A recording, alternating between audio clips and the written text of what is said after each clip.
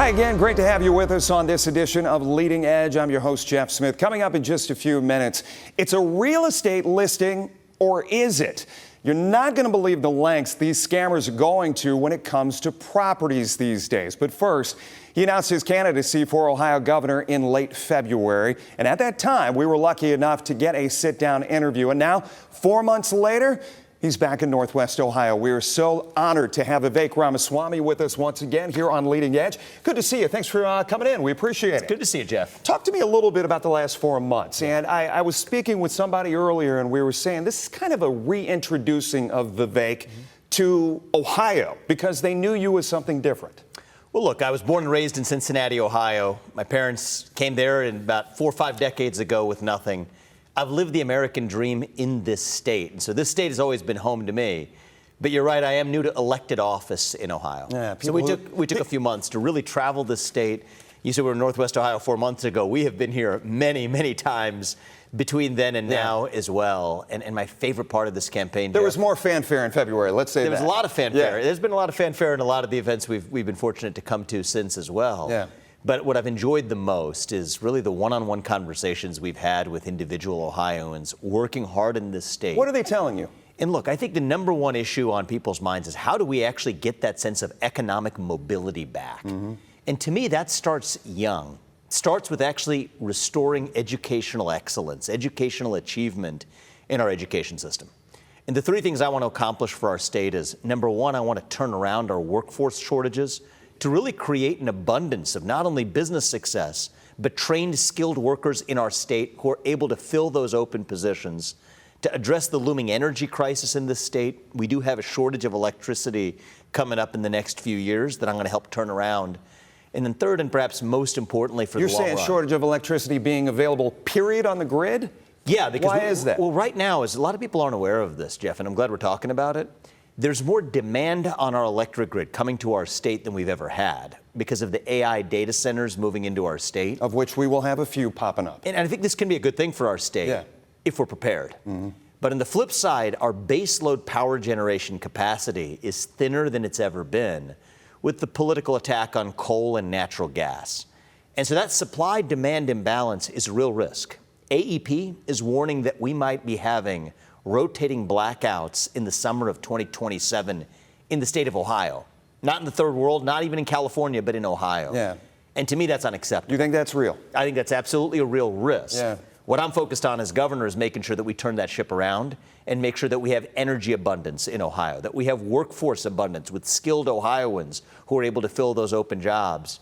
And most importantly for the long run, addressing the educational achievement crisis in our country by actually standing for the excellence and achievement of our students. That's what I'm passionate about. And the way I look at this, Jeff, is this isn't about left versus right. This is about up versus down. We're choosing up for the state of Ohio. Yeah. It's a mandate for common sense. And that's what I was going to say. In traveling the state, it's great to have a lot of Republicans who have turned out, and we have unprecedented Republican unity in our state. But I'm not in this just to lead those Republicans. I'm meeting with a lot of voters who haven't traditionally thought of themselves as Republicans. Or conservatives. Or even conservatives. But who believe in this agenda and vision for common sense for Ohio, and that's what gives me great hope for what we're going to be able to achieve. How many weeks out are we from starting to drop some policy? Oh, we've already been dropping policy for those who've been listening throughout the campaign. Okay. Far more specific than probably any other candidate has gotten at this stage of a race. I wanted to ask you... But we're going to continue to do that over the course of this race. Yeah. And a lot of innovative policy solutions that don't necessarily fall within the traditional Republican versus Democrat spectrum. Yeah. Increasing the effectiveness of our university administration, K through 12 education, the energy policies that we're talking You've about. talked merit-based pay before as far as teachers are concerned. Well, we've gone into detail in general about an education system that stands for the achievement of our students above all else. I mean, I personally believe that the best K through 12 teachers actually deserve to be paid a lot more than the starting salary of $40,000 a year. But it's just got to be tied in some way to performance management. The same way that you'd run a business for your employees with performance management, you want to bring that to other domains, like the way we're leading and running our public schools as well. Let me give you That's going to be good for everybody. Let me give you an opportunity to kind of explain a little bit, because I know there have been some editorials out there, even our Toledo Blade, talking a little bit about your tax policies going forward, how you look at property taxes, how you look at income taxes. Sure. Set the record straight. Where are you on those right now? So here's my perspective, Jeff, is that we need actually to encourage more Americans to move into Ohio rather than out of Ohio. A lot of Ohioans, especially business leaders and others, are leaving for places like Florida, like Tennessee. We need to be competitive. So in the long run, over time. Because of income tax? Is that your point? In part because of the tax and regulatory burden in this state. Okay. The way I look at it is we're a red state, but we often act like we're a state of red tape. And I want to get that bureaucracy, government overreach out of the way. And some of that does come with relieving the tax burden on Ohioans. Let's start with the property tax issue. This is a major issue for Ohioans across our state, Democrat and Republican alike. We have Ohioans in our state, many of whom are paying more in their property taxes than they are in the combined interest and principal repayment on their mortgage, sometimes a lot more. And I think that's antithetical to our values. I think it's un-American because it starts to feel a lot like the home that you own is really just a lease from the government. So many elder Ohioans who I've met are afraid they're going to have to move out of their house because somebody reappraised the value of their house to be higher than they planned for when they don't even have the income to pay for it. Young Ohioans who I meet are worried about being able to buy a bigger home or even a first home and yet don't have the ability to do it because of the fear of what the property tax burden is going to be. So we're going to fix that problem with some common sense solutions.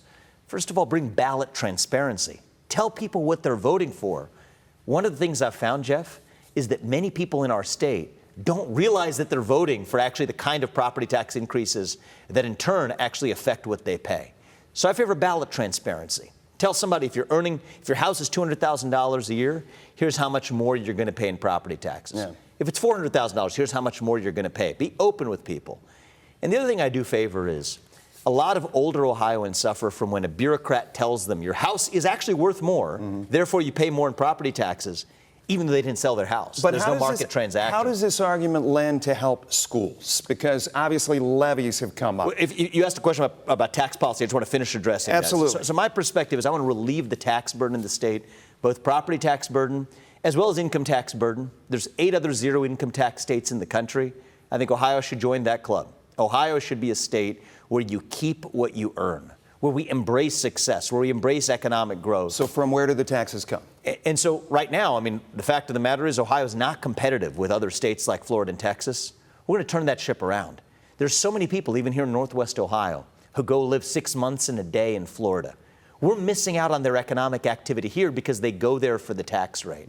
So I actually want to bring more of that economic activity, growth to Ohio. That'll mean more revenue from sales taxes because people are spending that money right here in Ohio. Is that instantaneous or does that take years to develop? It's going to take years, and we're going to gradually, steadily get there over time in a common sense way. Welcome back once again here on Leading Edge with Ohio gubernatorial candidate Vivek Ramaswamy. Kind enough to sit down with us once again. 4 months, too long, but you said you've been in Northwest Ohio a few times. I wanted to talk a little bit about who's in the race, who's not in the race, and one of those names that's popped up of a possibility is former U.S. House Representative Tim Ryan, Democrat from the eastern side of the state. He had this to say to WKYC just a few days ago. Again, I don't know him, but I've listened to him now for the past couple of years, and really some very extreme positions, I think, about how are we going to fund public schools with no property tax, and then you're going to get rid of the sales tax, and you're going to get rid of the income tax. It's like it's a level of, rainbows and unicorns that I don't think the Ohioans, are aligned with. I think him being so involved with Doge and that kind of reckless approach to reinventing government. I believe we need to reinvent government, but we don't want chaos in Ohio, and I think he would bring a lot of chaos to the state.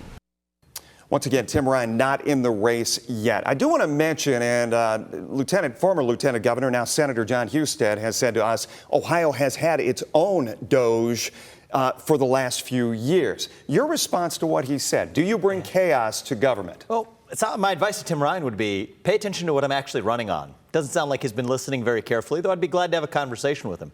The fact of the matter is, are those talking points he's throwing out? Well, I think some of them are false points. Yeah. I've never said anything about eliminating the sales tax. I've talked about capping property taxation, not eliminating it. But I encourage him to pay attention, and he's not in the race, so maybe he's not. But the fact of the matter is, I do stand for an energy boom in this state. Let's get the natural gas out from under our ground and increase the supply to bring down those electricity and energy costs. I do believe the best public school teachers deserve to be paid a lot more than they are right now, but it's got to be tied to some measure of performance. These are examples of policies that I espouse that I'm sorry if he finds them extreme, but most Ohioans I talk to find them, Jeff, to be squarely common sense. Not even Democrat versus Republican. This is about anybody who's a parent, anybody who's a working family in this state, I believe understands that we want educational and economic empowerment in the state of Ohio. That's what I'm running on. Yeah. And the fact of the matter is I'm not running against Tim Ryan. The fact of the matter is I'm not really running against anybody. I'm running for a vision for our state. Yeah. I want to see Ohio be not just one of the better states in the Midwest, because frankly, we are already one of the better states in the Midwest.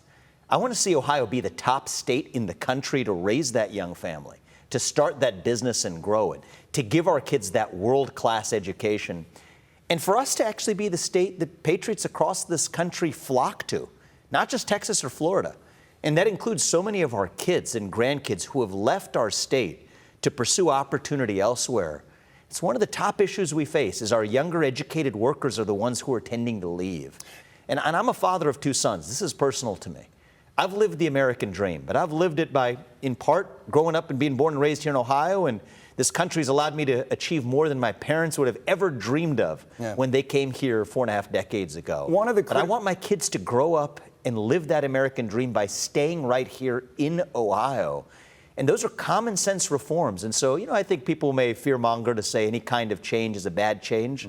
To me, the changes we want to make are common sense, grounded reforms that will grow the economy and ensure that our kids get a better education. And that's what I'm in favor of. One of the criticisms that's been thrown out has been you didn't come up through the system. You weren't that AAA player in the state of Ohio. If we can go back to we were talking baseball before we came out here. Not the Mudhens to the Reds. No. But, you look at yourself, and from where you came, you don't have a huge political background.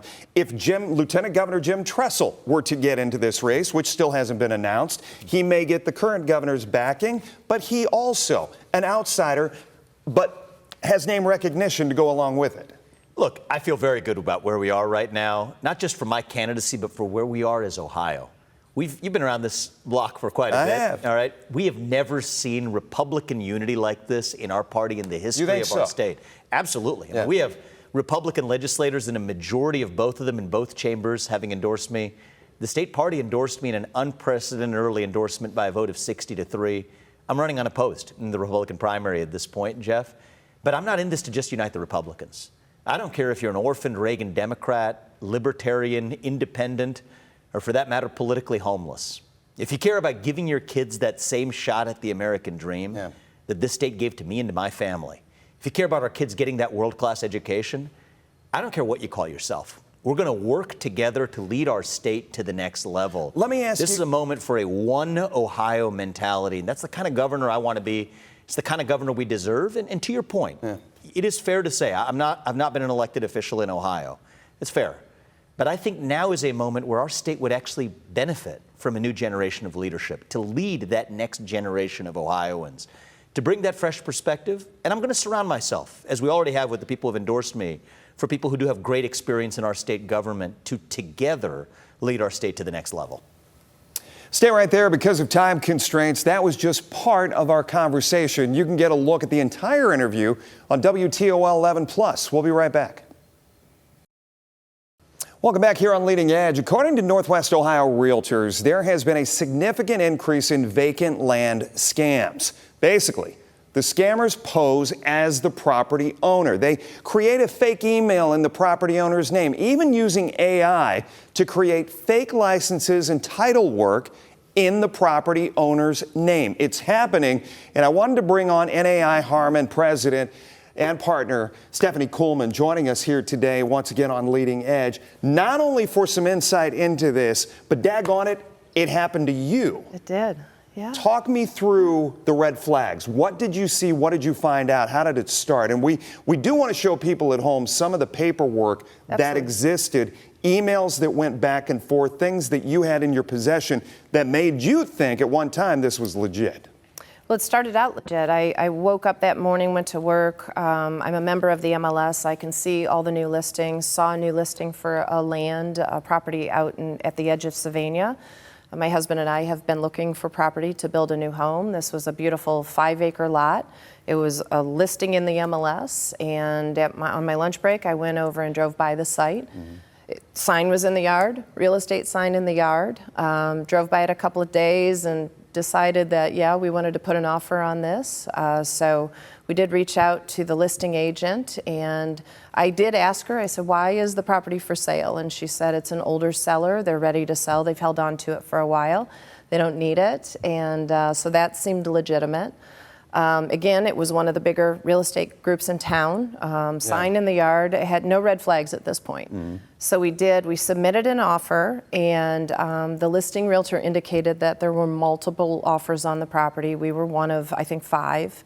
And feeding into the belief that this thing's legit. Yeah, and some of the red flags traditionally will be a price that's too good to be true, not having a sign in the yard, just some red flags to look for. This was priced accurately for the property.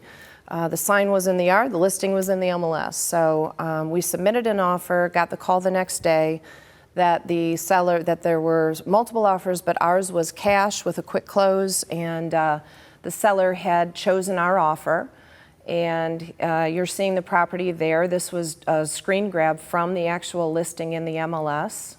This is what anybody who was going looking for property would see. Absolutely. And again, if you drove down the street, you saw the real estate sign in the yard. Yeah. This was a heavily wooded lot, so it's not like you could drive into it or walk through it. But This is something like you would see on Zillow, absolutely. right? Absolutely. And it's hard to find a wooded lot to build these days. They're rare. But again, and there you go. It had hit, once it hits the MLS, it feeds to Zillow and realtor.com. They pick up on it. So anybody could have seen this, whether you were looking at the MLS, you were working with a realtor, or maybe you were searching on your own online. Yeah. You could have found this listing. So let's move ahead. What actually happened in the process of finding out this was fake? Well, the first red flag was the listing agent called us back and they said they accepted everything about your offer except for the title agency that you chose. We had chosen one of the local title agencies that we use routinely. And she said, no, the seller would like to use their own title agency. They said the name of the title agency. I knew it was not a local agency. I did look them up later. They had a presence in Michigan and down in southern Ohio, but certainly not in our area. We pushed back. We said, no, we offered a quick close. I know my title agency can get this deal done by next week, and I'm not sure that the other company can. Right. And I want to make sure that the title work comes through and it's clean. And so she went back to the seller, again came back and said, seller says no, she wants to stick with this. And at this point, we were like, okay, it's just a lot. It's not a house. Very little that could be wrong with this. We said, fine, let's just get this done. Let's close next week. So there were emails that went back and forth. The seller's email was on it. The deal was sent to the title agency. We were all included. It looked legitimate, looked just like any other deal we do every day of the week. Got an acknowledgement from the title agency that they received it, and then the communication kind of stopped after that. Not too much back and forth. I'd email and ask questions. I wanted to see the title work. Yeah. Wasn't receiving that information. The listing agent was trying to get that information. I had said, where am I supposed to drop the deposit off to? We're supposed to deposit escrow money. There's nowhere locally. I said, are there wiring instructions?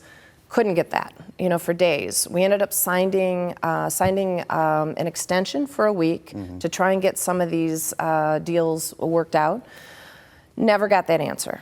The following week... so starting to get sketchy. Yeah, a little bit. Then you finally get contacted by the listing agent, and they said, I'm sorry, but this is this is not happening. Yeah, finally it came to a head last Thursday. The title agency was calling, the listing agent was calling, and at the end of the day, my husband had come home and we sat down and called her together, and she said, I'm sorry, I was scammed. Yeah. And I said, what do you mean?